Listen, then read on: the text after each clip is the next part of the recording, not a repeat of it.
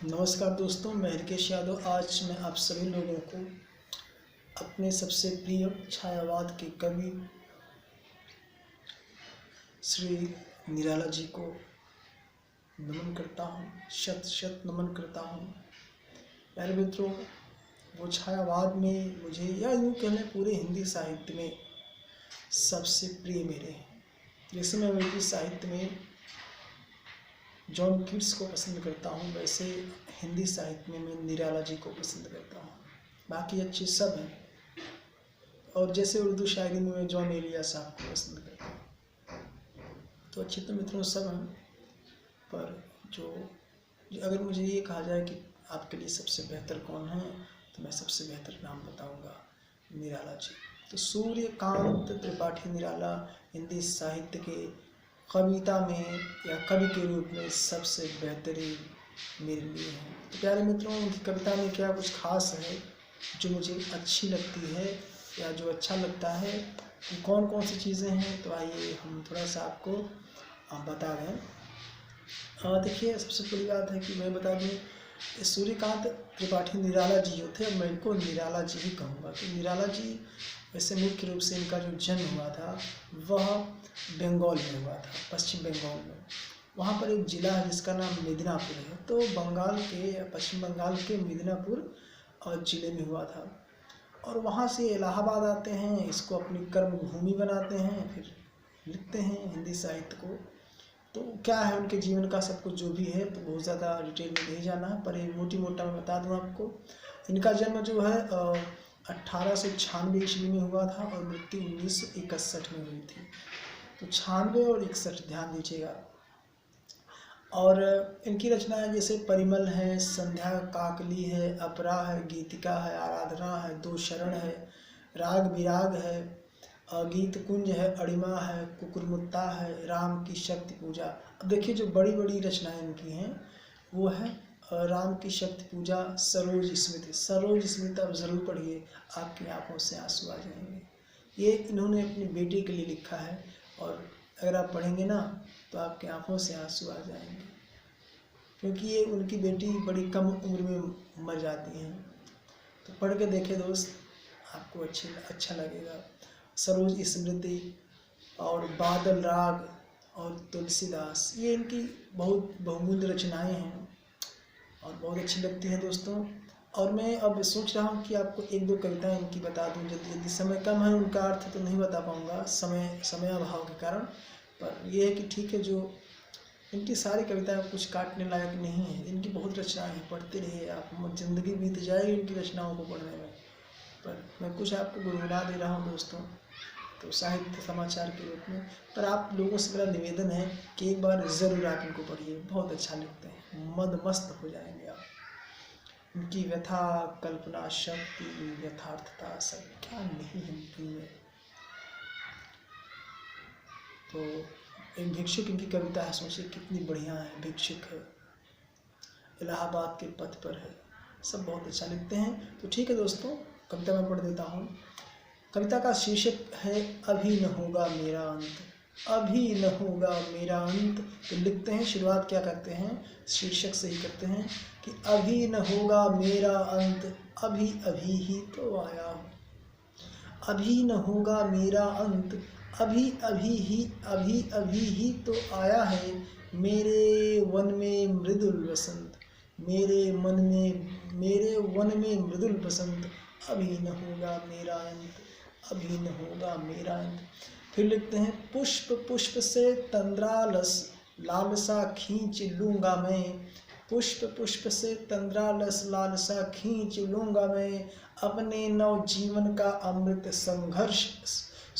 अपने नव जीवन का अमृत सहर्ष सींच दूंगा मैं। अपने नव जीवन का अमृत सहर्ष सींच दूंगा मैं। द्वार दिखा दूंगा फिर उनको, द्वार दिखा दूंगा फिर उनको, है मेरे वे जहाँ बसंत। अभी न होगा मेरा अंत, अभी न होगा मेरा अंत। मेरे जीवन का यह है जब प्रथम चरण, इसमें कहाँ मृत्यु। मेरे जीवन का जब यह है प्रथम चरण, तो कहाँ मृत्यु। है जीवन ही जीवन, है जीवन ही जीवन। अभी पड़ा है आगे सारा यौवन, अभी पड़ा है आगे सारा यौवन। ये कहते हैं अभी मृत्यु कहाँ मेरे लिखी है, अभी तो मैंने जीवन का प्रथम चरण देखा है ना, अभी तो मेरे लिए बहुत समय पड़ा है, मैं कैसे मेरी मृत्यु अभी होगी। फिर आगे कविता की है कि बांधो न नाव इस ठाव बंधु, बहुत अच्छी कविता है, पढ़िएगा इसको। कुमार विश्वास साहब जी ने बड़े ही मधुर लय में, बड़े ही मधुर स्वर में गाया है, और अगर आप चाहें तो यूट्यूब पर जाकर सुन सकते हैं। तर्पण नाम से निकालते हैं, बहुत अच्छा लिखते हैं वो, सॉरी बहुत अच्छा गाते हैं वो। विश्वास जी को भी पढ़िए, मेरे फेवरेट हैं, और विश्वास जी के बारे में जितना कहा जाए वो तो बहुत ही कम है। विश्वास कविता के विश्वास हैं, जिनको उन्होंने स्पर्श कर दिया अपने होठों से, अपने लबों से, उसकी कविता अमर हो जाती है। वो सबकी कविता में संगीत है विश्वास जी। खैर देखते हैं, तो उन्होंने इसको गाया है और आप सुन सकते हैं। लिखते हैं निराला जी कि बांधो न नाव इस ठाव बंधु, पूछेगा सारा गाँव बंधु। बांधो न नाव इस ठाव बंधु, पूछेगा सारा गाँव बंधु। यह घाट वही जिस पर हंसकर वह कभी नहाती थी धंसकर। यह घाट वही जिस पर हंसकर वह कभी नहाती थी धंसकर। आंखें रह जाती थी फंसकर, कपते थे दोनों पाँव बंधु, कपते थे दोनों पाँव बंधु। वह हंसी बहुत कुछ कहती थी, वह हंसी बहुत कुछ कहती थी, फिर भी अपने मन में रहती थी, फिर भी अपने में रहती थी। वह हंसी बहुत कुछ कहती थी, फिर भी वह अपने में रहती थी। सबकी सुनती थी सहती थी, देती थी सबके दाम बंधु, देती थी सबके दाम बंधु। बांधो न नाव इस ठाव बंधु। सोचिएगा इस कविता के मानवता को समझेंगे ना, वो कहते हैं ना कि मतलब वो सारा कष्ट सह लेती थी ना, लेकिन कभी किसी को दुख नहीं देती थी। वो कितनी महान थी वो, जिनके लिए इन्होंने लाइन लिखी। वाह निराला जी वाह। उनकी आखिरी कविता है जिसका नाम उक्ति है, मैं पढ़ देता हूँ मित्रों। कैसे सबको बस एक छोटी सी वीडियो में डील कर पाए आप जाए, पर बस ये है कि आपको साहित्य समाचार इसलिए दिया जा रहा था कि आप सबको पढ़ते रहिए। साहित्य के लिए नित्य जीवन आप कुछ न कुछ करते रहो।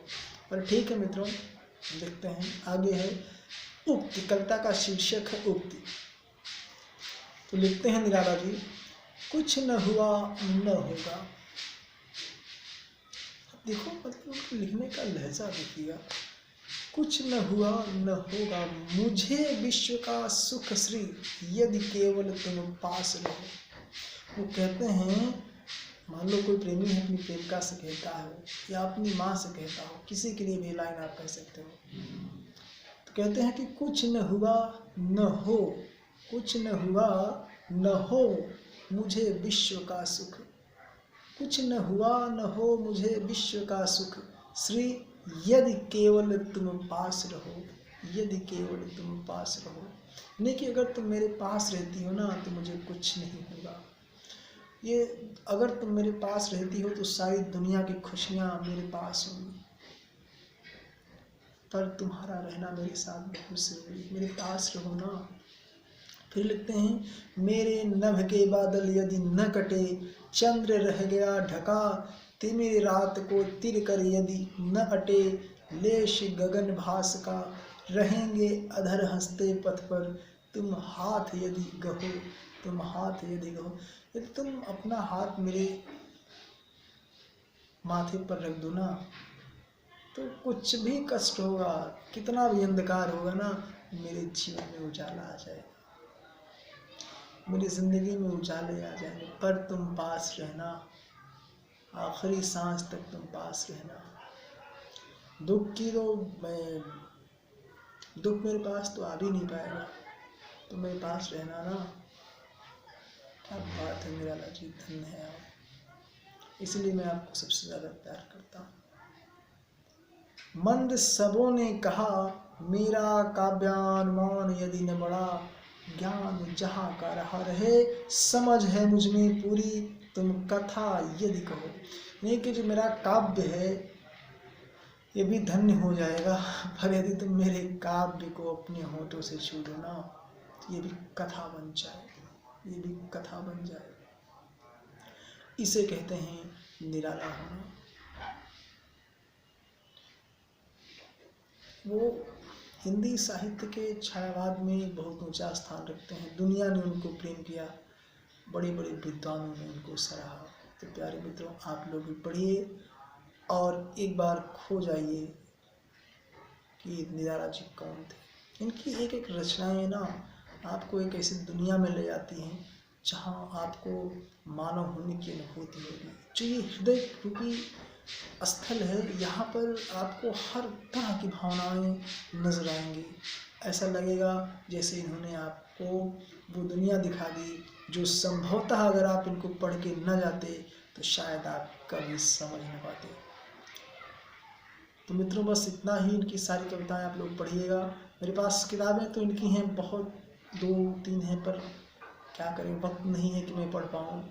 पर दोस्तों, बस वही एक बात, आखिरी बात, कि निराला जी को आप जरूर पढ़िएगा। बिना इनके हिंदी का साहित्य सुना सुना नजर आता है। और आप भी साहित्य से प्रेम करिए, साहित्य को जीना सीखिए। साहित्य आपको एक दिन में आपकी पूरी जिंदगी सिखा सकता है और किसी में नहीं है दम ये। कोई विधा हो जिंदगी की, पर साहित्य ही है जो आपको इंसान बनाता है, आपके इमोशंस को प्योरीफाई करता है।